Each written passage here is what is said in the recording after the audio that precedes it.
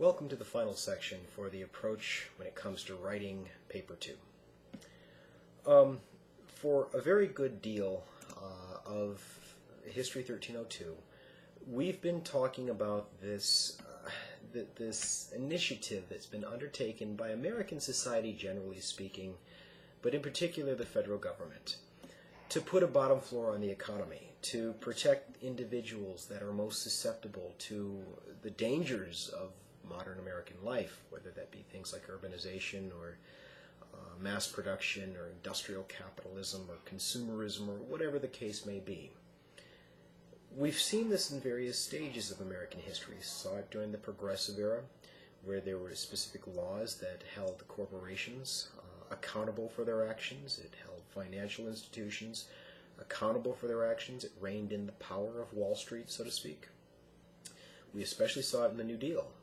We saw it with the establishment of social safety nets, including the Social Security Act, which not only offered a viable option for people that had been working in the economy for 20, 30, upwards of 30 years to retire with some semblance of dignity, but it also provided a social safety net that if you are injured, whether at work or simply pursuing some form of recreation, that didn't mean that you had to shrivel up and die. It was a safety net that protected Americans that could no longer work.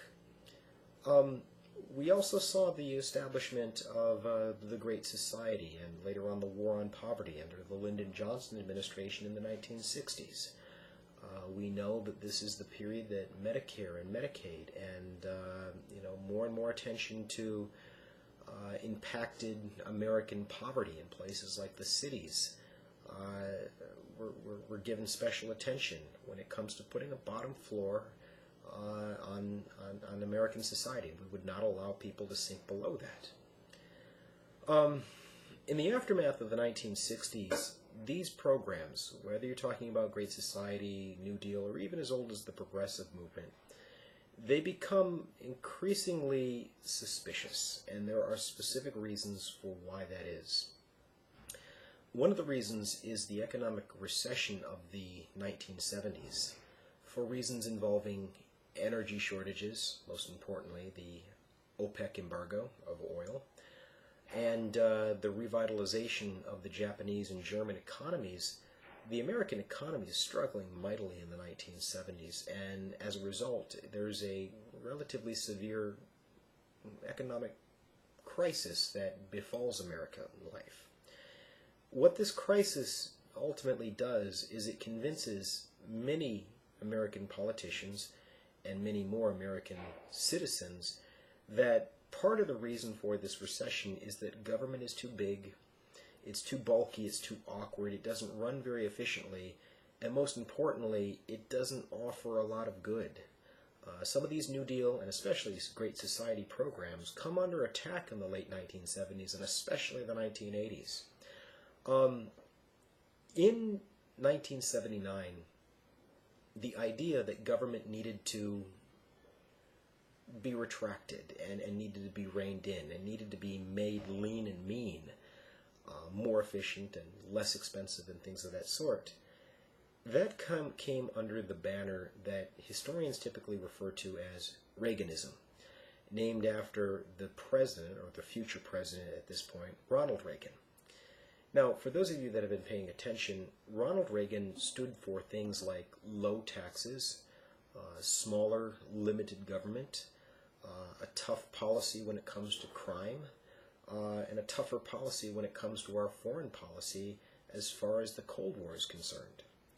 Now, taken together, what Reaganism meant to the social safety net was that it is increasingly under attack. There are more and more people that are buying into this idea that government needed to be trimmed back down, and that included things like going after public institutions and public organizations and public programs that were designed in the 1930s and the 1960s to address the issue of poverty and or inequality. Then that's simply what it means.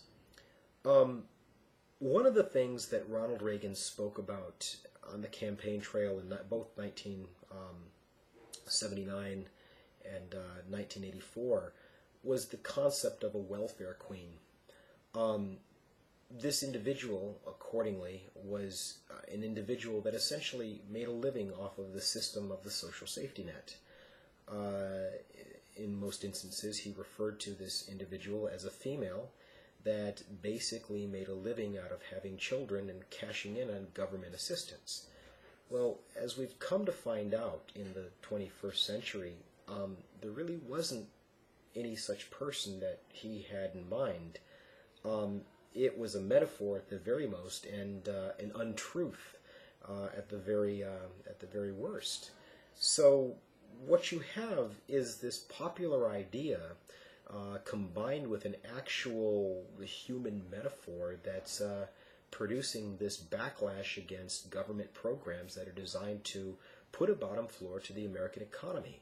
In short, what I'm getting at is social programs, including Social Security, public education, come under increasing attack during the 1980s and even into the 1990s. If you look at a document in your big blue book, your online readings, that's entitled Rachel and Her Children, you'll understand that there's actual scientific logical evidence that accompanies this analysis that social safety nets don't do a great deal of good in the American economy and American life. And added to that, they cost a lot of money to run. So therefore, you're seeing a lot of pushback with respect to some of the social reforms and political reforms that came out of the 30s, 40s, and to a greater extent the 1960s. Now, what does this have to do with Barbara Ehrenreich? Clearly, you're talking about a group of individuals that are very susceptible to the economy in which they work.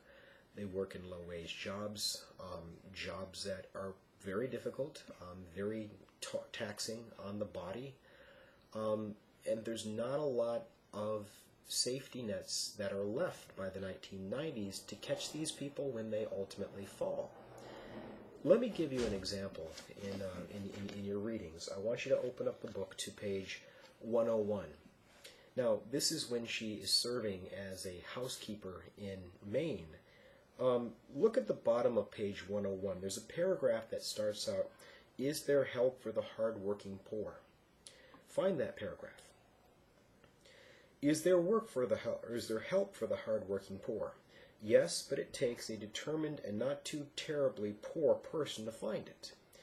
On a Thursday after work, I drive to the mobile station across the street from the maids and call the Preble Street Resource Center, which is listed in the phone book as a source of free meals and all-around help. I get a recorded message saying that the Preble Street closes at 3 p.m., so much for the working poor. But to try 774-HELP after that. There I wait on hold for 4 minutes before someone picks up. I tell him I am new to the area and employed, but need some immediate food aid or cash assistance. Why do I need money if I'm employed? He wants to know. Didn't I bring any money with me? It got used up on housing, I tell him, which was more expensive than I expected. Well, why didn't I check out the rents before I moved here then? I had thought of telling him about the rash too, as a mitigating circumstance, but decide that our relationship is not at the point where I want to be discussing my body. Finally, he yields and gives me another number. A sequence of 4 more calls ensues before I reach a helpful human, Gloria, who says I should go to the food pantry in Biddleford tomorrow between 9 and 5. What is the assumption that the hungry are free all day to drive around visiting community action centers and charitable agencies? So Gloria sends me to Karen at another number, another voluntary agency, where I am told I am in the wrong county. Very slowly, and trying to adopt the same business-like tone I would use if I were calling to inquire about a credit card statement, I run through my time and geography constraints once again, underscoring that I work 7 days a week, at least 8 hours a day, and that I happen to be in her geographic jurisdiction at the moment. Bingo. Karen relents. I can't have cash, but she'll make a call, and I can pick up a food voucher at the South Portland Shop and Save. What would I like for dinner? There's several things that are important about that. First of all, it seems quite difficult to get access to the kind of aid that these people very clearly need. Keep in mind, Barbara Ehrenreich is pretty clear to point out that even before she dips into her emergency fund, she's probably the upper crust. She's probably at the top end of what would be considered the working class in the 1990s. Secondly, to get after this sort of assistance, it assumes that you have things like a car and can drive and pick it up.